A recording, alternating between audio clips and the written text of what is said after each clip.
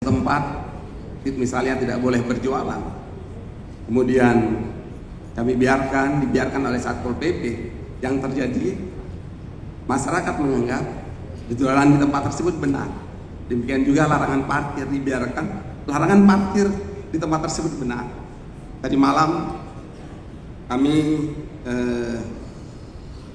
menugaskan Satpol PP Provinsi, Satpol PP Kota Denpasar dan Satpol PP Badung, dan akan terus kami lakukan untuk menertibkan baliho, spanduk, banner, pamflet yang tersebar di jalan-jalan, ditempel di pohon, di tiang listrik, membuat Bali kita pandang sebenarnya daerah yang sangat menyenangkan dengan banyaknya brosur, anduk, banner yang tidak menarik, yang mengganggu pemandangan. Jadi terkesan menjadi kumuh, tidak indah. Itu tadi malam kita lakukan dan akan terus kita lakukan. Terkait hal tersebut juga, bangsa Indonesia adalah bangsa yang besar, penduduk lebih dari 280 juta jiwa. Untuk di Bali 4,3 juta jiwa.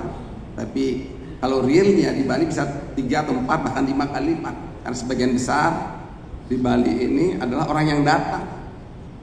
Jadi wisatawan yang datang ke Bali lebih dari 15, bahkan 2019 lebih dari 20 juta.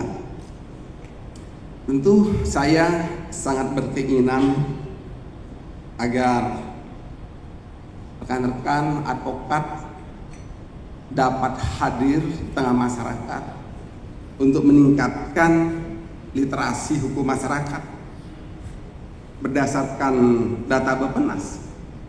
Untuk indeks pembangunan hukum IPH Indonesia di tahun 2022 yang dirilis pada bulan Mei 2024 kemarin, dari skor indeks 0 sampai dengan 1, skor IPH Indonesia berada di angka 0,66, membanggakan, kategori baik. Namun jika kita mencermati lebih dalam IPH Indonesia tersebut, khususnya pada indikator tingkat pemahaman masyarakat terkait mekanisme penyelesaian permasalahan hukum, masih tergolong rendah, berada di angka 0,49, kategori cukup.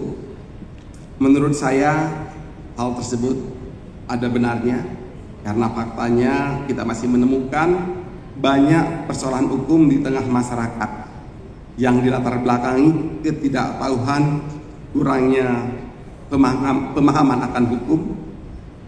Mirisnya saya juga menemukan ada masyarakat karena ketidaktahuan bahwa perbuatan yang dilakukan tersebut bertentangan dengan hukum, melawan hukum.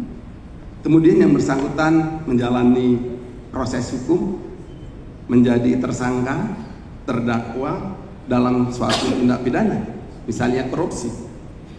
Mungkin benar yang bersangkutan tidak memiliki mens rea, namun itu karena jabatan dan alur proses dari apa yang ada menjadikan yang bersangkutan terlibat dalam peristiwa tersebut. Saya khawatir hal ini juga dapat terjadi di desa, apalagi terlebih desa sekarang kan dana desanya luar biasa, satu desa 1 miliar. Juga kalau di Bali ada desa adat, itu desa adat memiliki bumda desa adat itu ada pendapatan tahunnya lebih dari 40 miliar. Bumda desa di Bali desa yang pendapatannya lebih dari 20 miliar. Ini kalau tidak tahu bisa-bisa yang bersangkutan ibarat menaruh tali di lehernya sendiri. Salah mengambil keputusan. Oleh karena itu saya menaruh harapan pada rekan-rekan advokat sebagai salah satu pilar yang menjadi bagian dari penegakan hukum yang memiliki kedudukan setara dengan aparat penegak hukum lainnya, untuk membantu di dalam meningkatkan literasi hukum masyarakat agar masyarakat semakin paham akan kewajiban dan haknya, patuh terhadap hukum, serta agar tidak menjadi korban atau pelaku kejahatan karena ketidaktahuannya akan hukum. Saya sempat berdiskusi dengan Pak Robert, karena kebetulan beliau juga umpuk ahli.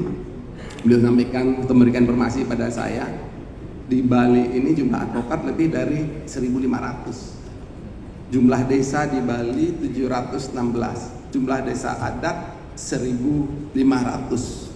Saya berpikir, membayangkan untuk meningkatkan literasi hukum masyarakat, bagaimana agar ini dibagi dengan dibuat satu pola, dirumuskan satu pola agar di Bali satu desa itu setidaknya ada satu advokat yang monitor. Itu akan luar biasa sekali. Kalau 1.500 pas kebetulan jumlah desa adatnya 1.500, satu desa adat satu advokat. Di mana desa adat bisa, di mana advokat bisa memberikan pencerahan tentang hukum, pendampingan dan juga sebagai konsultan. Saya yakin tidak ada lagi kasus-kasus yang dimana masyarakat merasa terintimidasi, merasa terkriminalisasi. Dia tahu memang itu salah, itu benar. Ini akan sangat luar biasa. Saya harap tuh Pak Ketua bisa terrealisasi di Bali. Saya juga tentu berharap ini kegiatan kebetulan di Bali, di sela-sela kegiatan saya Bali banyak ada tempat daerah-daerah yang menarik. Ya, saya mungkin nanti Pak Ketua izinkan sela-sela kegiatan pada saat santai habis. Sekarang kan suasana dingin, sebentar lagi pasti panas ketika kita berdiskusi jalan-jalan ke TTW. Sehingga kemudian saya harap nanti sekembalinya bisa bercerita bahwa bagaimana Bali dan datang lagi ke Bali nanti Pak. Demikian pada hari ini saya ucapkan selamat atas pelaksanaan musyawarah nasional luar biasa Advokat Indonesia. Semoga pikiran yang mulia, hal-hal yang baik datang dari segala arah. Itu sang duasa Tuhan Yang Maha Esa senantiasa melimpahkan rahmat dan karunia-Nya kepada kita sekalian.